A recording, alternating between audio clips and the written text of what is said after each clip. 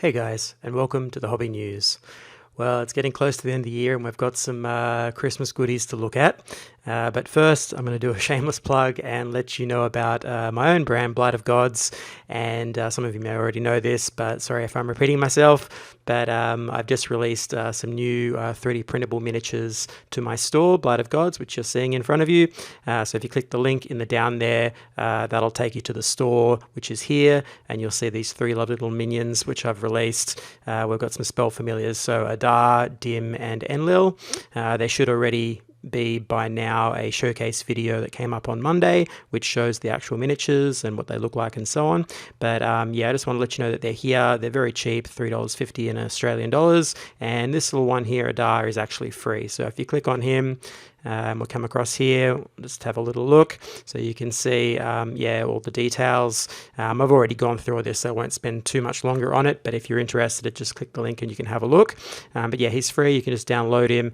So let's see what I say about him. So description: Adar, the spell familiar of Aksu, High Priestess of the Undying Cult, residing in Katagar, the largest tomb city in Catan.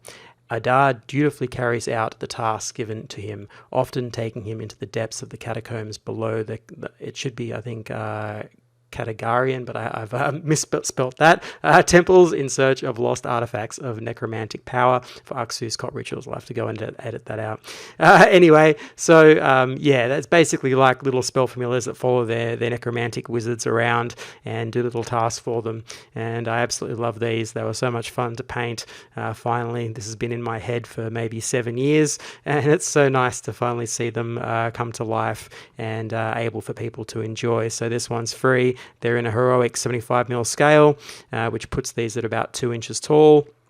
Or actually from the bottom of the base to the top, so they're probably smaller than 2 inches, I think, the actual figure itself. But yeah, lots of fun. You know, you can paint them in any color you like. They're just a nice little figure to have on your shelf, or use them in roleplay games, whatever you want. So yeah, they're all there. There's also, incidentally, one of my busts here is also free, so you can also pick that up, Kagal. So here's a little bust. He's 2.5 inches tall, but there's also a whole bunch of them here that you can take a look at. So I'll leave that with you. It's, you know, it's a nice Christmas thing, a couple of free little minis to 3D print and paint, not too bad. So yeah, now we'll get on to, I guess, the GW news, and they've also got something for Christmas, but obviously not free. So let's have a look. Okay, so celebrating Christmas the Orc way with this year's festive miniatures. Okay, cool. So yeah, we've got an Orc that they're bringing out. So this year's special festive models are an Orc Brute Boss and his Grot Mate, who have special affinity for hunting Skaven. Without further ado, here are the Brawler and the Burk. Okay, or Brawler and Burk. Yeah, so really, really cool. I like this a lot. It's a great, fun model. You know, it's nice when they do, I guess, sort of themes that aren't always to do with just battle. You know, this sort of thing is really nice. Yeah, I love all the humor in it. You know, it's something you don't always get to see, but it's nice when they do it. And yeah, just a fun model. I can see tons of conversion possibilities for Orc players that love this, both in AOS and 40k. You know, it's just a classic pose. It's obviously been taken from the other war bosses that they have, and they've just done a slight variant on it. Just something fun for Christmas. And yeah, that's really nice. So let's see what they say about him. As you can see, Baller isn't just good at slaying rodents. That definitely looks like a Stormcast Eternal's helmet hitched to his belt, most likely as a trophy. Yep, okay, cool. So yeah, I really love, to be honest, I really love the little Grot here more than I love the Orc. But, you know, look, it got some nice details. Again, the arms are spread out, and I've talked about this. That makes it good for conversion. If you're looking for something to muck around with, this is not a bad choice.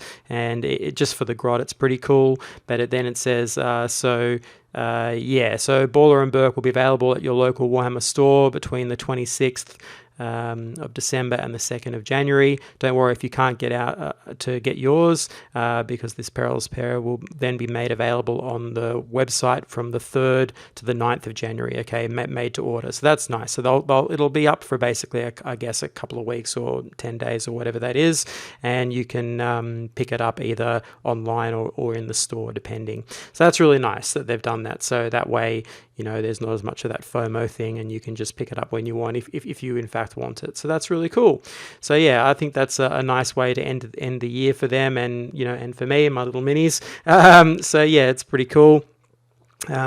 You know, yeah, I can see a lot of little fun things going on with this. You know, even little rat there is pretty good. Even if you're a Skaven player, that's pretty fun.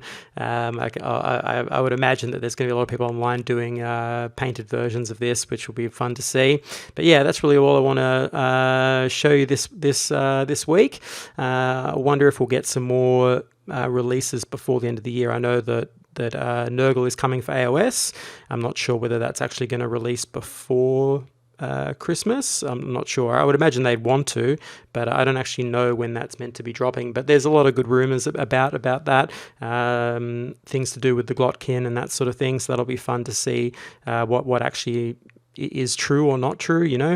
I think there's some little bump for Plague Bearers as well for their stats. So, you know, there could be some, I'm hoping for good rules, because I love Nurgle. If you see on the channel, I've done a bunch of painting tutorials for them. They're one of my favorite factions, and I'd love to see some great competitive rules for them, because, yeah, I collect them, right? So, you know, that's a no-brainer. If you collect the thing, you want it to be good. You don't want it to be sitting in the back, you know. So that's cool. That's cool. I'm looking forward to seeing what they do with them. Hopefully it's in the vein of the Sloppity Bowl Piper and the Scrivener, that they have, you know, that they produce some really interesting rules, because Nurgle's one of those ones where you can, I mean, those two particular characters are a great example of when they, you know, figure out how to, you know, make the miniature actually do something interesting and viable. You know, both of those have great war scrolls, you know, and really do work in many lists, and to keep that kind of spirit of rules going for the other units, I really hope that they keep that kind of thing in mind and give them something interesting, because it'll be great to see them, you know, be an actual, you know, contender. You know, they've always been relatively competitive, even with just a very old book, but to really finally get them up into the spotlight and give them another way to play Chaos, another way to enjoy that faction would be really great. But I know that there are other Chaos Gods that have been, you know, needing a bit of an uplift. You know, Khorne and Slaanesh, they're kind of behind the 8 ball, as it were. Excuse the pun. But you know, yeah, Nurgle is the one that I think that they can get right pretty easily. You know, they've done a really good job with Death Guard in 40k. You know, they've got most of that pretty correct, although I do think the end of 8th edition version of Death Guard was way cooler than the current one. I think that they managed to get more flavor into that. I know it was a little bit more broken, a little bit nastier, but you know, overall, I think that they kind of got the concepts down better in that end of 8th edition. But, you know, 9th edition is still a decent book, and it's still relatively competitive. It's not overpowering. So I feel like they can do similar things for the Nurgle faction AOS. But I won't spend an entire news vid talking about Nurgle, although I could. I'll just leave you with this. You know, it's a great model if you want to pick it up. Again, it's going to be available between the 26th and the 2nd in stores, and then from the 3rd to the 9th of January, made to order on their website. So that's really cool. And we'll come across to my website here and take one last little look. So again, if you want to pick these up, they're available right now, and Adar and Kurgal are free to download. If you've got a 3D printer, you can print them out. And if you do, please tag me on Instagram. I'd love to see the results of your printing. That'd be super cool. And otherwise, I guess that's about it. If you've liked this, please hit that like button, subscribe button. It really helps me out. And I guess I'll catch you on the next one.